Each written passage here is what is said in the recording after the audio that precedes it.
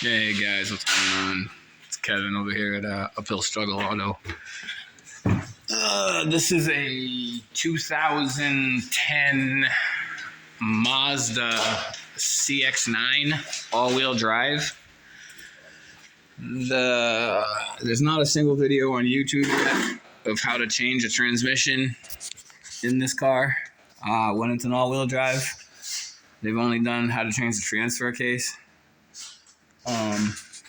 And the way All Data tells you how to do it says it takes 10 hours, but it's way easier than that.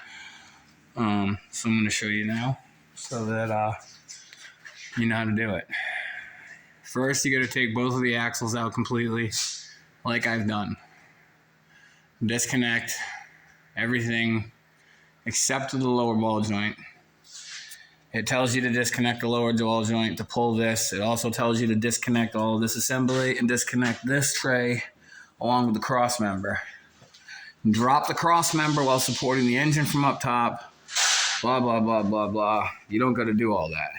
You leave the top bracket on the motor mount in, holding the engine into the car. Disconnect the lower tranny mount here. Disconnect the upper tranny mount on the transmission. Plus all this side's axle as well. You gotta take out both drive axles. If you don't take out both drive axles, you'll never get the transfer case to come out. And then once you got the transfer case all unbolted, it tells you that you have to disconnect every single piece of the manifold and the catalytic converter. But you don't, because that's the transfer case right there. I have it literally sitting sideways so it doesn't fall out onto the floor right now. So there's no reason as to why I have to take that off. The only thing I had to take off was I cut off the heat shield on the Cat. It was already rotted off anyways. I was going to cut it off regardless. So it saves the step of having to take all that out, and it makes the job about probably 2 hours less in time to do by not dropping the cradle and by not taking out the catalytic converter. There's a bracket that this mounts the drive axle to hold it in place into the transfer case. It bolts here to the side of the motor, and then it holds itself to the transfer case as well. That is the biggest bitch to get out. There's a bolt on top of here. The easiest way to do it that I find, because they're like frozen into the car, is to use a 1/4-inch drive ratchet with an impact socket on it, 1/4-inch impact socket. Put it on through the wheel well here where it would be sitting, which would be on this bracket right here, and use an air hammer and just air hammer it a little bit just to loosen it up. Then flip it this way, and you can get your hand up on it here, and you can try to pull it down. If you still can't pull it down, use a box wrench, put it on the end of it, and pry this way, and you'll end up breaking it free, and then the whole thing will come out. And once you get that out, you can get in the bolts to get to the transfer case. And from there, it's pretty much self-explanatory. You get that out. Once the transfer case is out of the way, there's going to be one bolt that you're going to be pissed off about the entire time you do this.